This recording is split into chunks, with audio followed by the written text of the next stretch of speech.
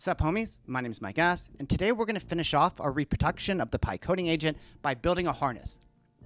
Now, for our purposes and the purposes of this video, I want to look at the custom execution environment as a feature of the harness. I want to look at session storage, the associated data structures to manage sessions.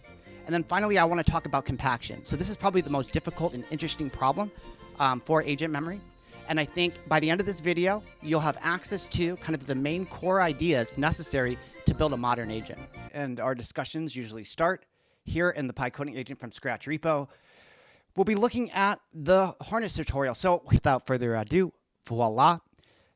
Phase one, we're creating an execution environment class.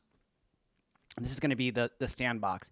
And kind of when you go through the code, when you're building this out, it'll follow kind of the general form, which is you create kind of the class, and then you go through and you edit the existing tools. Because remember, in the past tutorial, we created coding tools. We created the agent loop and the coding tools. And what we're going to do is, now that we have a safe execution environment for the coding agent, what we're going to do is point, or otherwise direct, all our tools to operate inside that environment.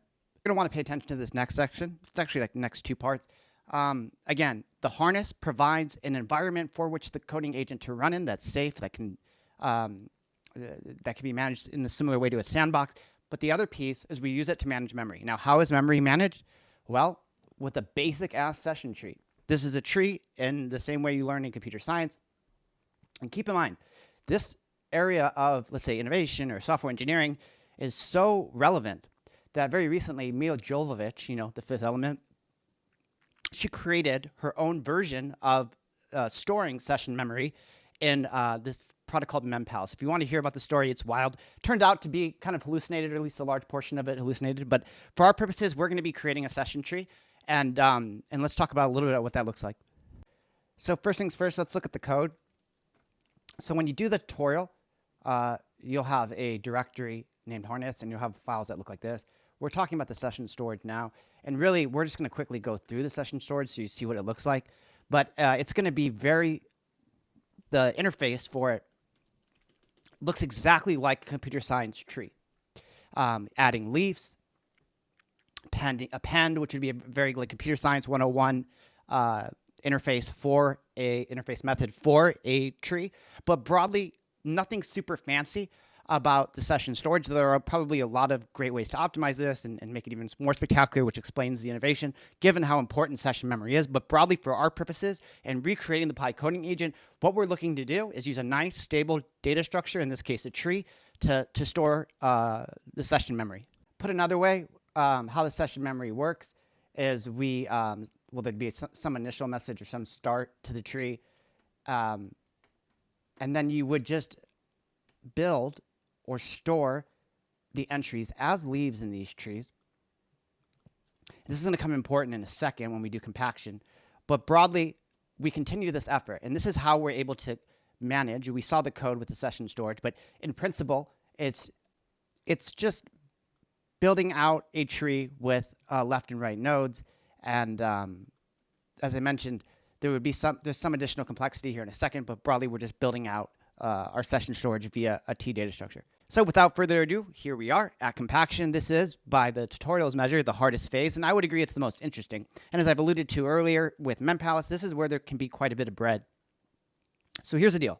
What we need to do is, at a certain point, our tree becomes incredibly large, and the context and the tokens associated with, there's so many reasons why it might exceed the context limit, the number of tokens in memory. So at a certain point, we need to compact it. And we're going to talk about how this works. But in phase 7, you're going to actually build out the compaction. And let's just read through the steps. First is detect whether compaction is necessary. So what we did for this tutorial is we put a hard limit. I believe it's 24,000 tokens. I mean, to be honest, I think to actually decide what is a suitable a point at which compaction should occur, this is a pretty involved process. But you could also, like with chunking, just pick a token limit. Okay, find a cut point. Walk backwards from the most recent message, accumulating estimated tokens. Stop when kept tokens hits a budget. So we set an amount. Now let's get all the nodes whose sum is that amount. And then in the actual agent, in the Pi coding agent, and in this version of it, we're actually going to use an LLM to summarize what is in that portion to be compacted. And then we're going to add a compaction entry. So I'm going to break this down further, but broadly for this next step, compaction is the name of the game. Okay, let's say in our session storage, through these 7 message, we have 75,000 tokens. And so what the algorithm does, first of all, it's checking as it's building the session storage whether or not we've hit the limit. But then afterwards, as I mentioned in step 2, it goes back and it finds all the messages whose sum is that limit. And then kind of the next step, which is quite interesting, is we're going to compact all of these using an LLM to summarize. And we're actually going to get rid of all these nodes. And instead of going from message 1 through these 75,000 tokens, we're going to go through from message 1 as the first child node to compact entry.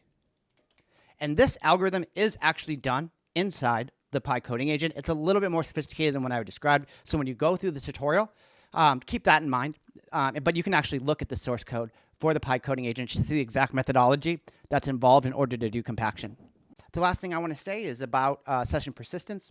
So to this point, I've discussed how we've created a safe execution environment in the harness, how we're managing session memory. But the last thing is if we want to restart a session. And so that's what we'll talk about now.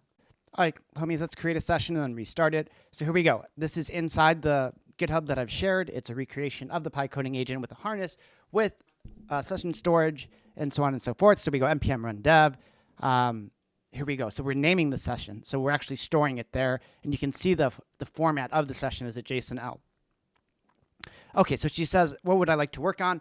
I'd like you to create a TypeScript file named taco.ts. And so there she goes. She's off. She's going to do her deal. And then what we're going to do is we're going to stop and restart the session. So let's restart. So I close the session. Let's restart it and verify that our session memory remained persisted. So npm run dev. There's our stream.jsonl. Okay, what was the last thing you did? Probably created a taco. That's correct. The last thing I did was create a TypeScript file named taco.ts. So that was the aim for today. If you were to run the project as it existed before today's session without a harness, there would be no way to manage memory. And so this is moving forward where there's already a ton of energy, but where I expect there to continue to be a lot of innovation and effort is how we're able to manage session memory and be able to persist or otherwise store some of our efforts that we have in an agentic session. All right, I should just make a note about Claude since most of you guys probably use Claude. To resume a session has always been in Claude Code /resume. And when you do so, you'll see all the sessions that you had worked in Claude Code in this terminal. Now that's an important piece because you have to know that to hit Control-A will span the entire library of Claude sessions that you've had on your machine. So if you just open up resume, you'll get all the recent sessions that you've been actively working on in this terminal, but you'll have to push Control-A to see the set or span the set of existing sessions across your machine. I think I'll stop right there. Let me just recap what we did today. We added the harness to our Pi coding agent setup. So you can clone the repo, make any updates you want to customize it in the way you'd like, or you can fork and use the original Pi coding agent. But the purpose of this video and the previous is just to give folks a feel for how these modern coding agents are built. With that said, guys, I hope you liked the video. Give it a like, give it a share. If you have any questions or comments, throw them in the comments below. Follow me on Twitch, and I'll see you homies soon. Peace.